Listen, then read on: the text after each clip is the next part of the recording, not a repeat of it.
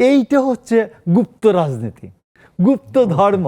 মুসলমান হয়েও সে পৌত্তলিকতায় বিশ্বাস করে। আপনি যদি এখন গোপন রাজনীতি করেন তাহলে এটা হবে গণতান্ত্রিক এসেন্সের বিরুদ্ধে এবং গণতান্ত্রিক সৌন্দর্য সবকিছুর বিরুদ্ধে।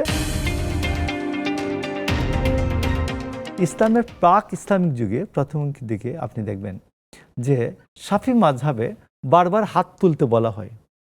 ঘটনাটা হানাফি মাযহাবেরা বলেছেন এইভাবে যে প্রাক ইসলামিক যুগে যারা এই পরিস্থিতির কারণে মুসলমান হয়েছিলেন এরা সবাই বগলে মূর্তি রাখতেন, রেখে নামাজ পড়তেন পেছনে। তো রাসূলুল্লাহ সাল্লাল্লাহু আলাইহি ওয়াসাল্লাম যখন এটা টের পেলেন তখন তিনি বললেন যে প্রত্যেকবার আল্লাহু আকবার যতবার বলতে হবে প্রত্যেক রাকাতে হাত তুলতে হবে যাতে মূর্তি পড়ে যায়।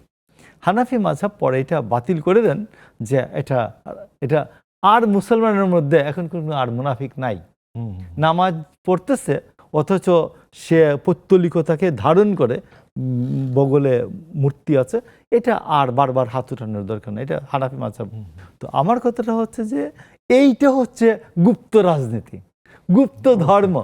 মানে মুসলমান হয়েও সে পৌত্তলিকতায় বিশ্বাস করে, এই পৌত্তলিকতাকে সে ধারণ করে, মানে বগলের নিচে একটা ছোট মূর্তি রেখে দেয়। এইটা হচ্ছে গুপ্ত রাজনীতির সাথে যায়। তো এই জন্য আমি বলছি গোপন রাজনীতি কিছুটা গ্রহণযোগ্য হলেও মানে গণতান্ত্রিক পলিটিক্সে গোপন রাজনীতিও গ্রহণযোগ্য না, কারণ প্রয়োজন নাই। আপনার অধিকার নিশ্চিত করে আমার কনস্টিটিউশনের 37, 38 and 39 আপনাকে আর্টিকেল 39 আপনাকে আপনার রাজনীতির অধিকার নিশ্চিত করছে। তো সেই ক্ষেত্রে আপনার গোপন রাজনীতির দরকার নাই।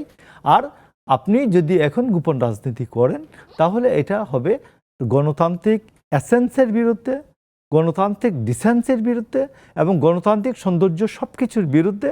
আমি মনে করি যে সবার রাজনীতিটা করুন ঠিক মতো।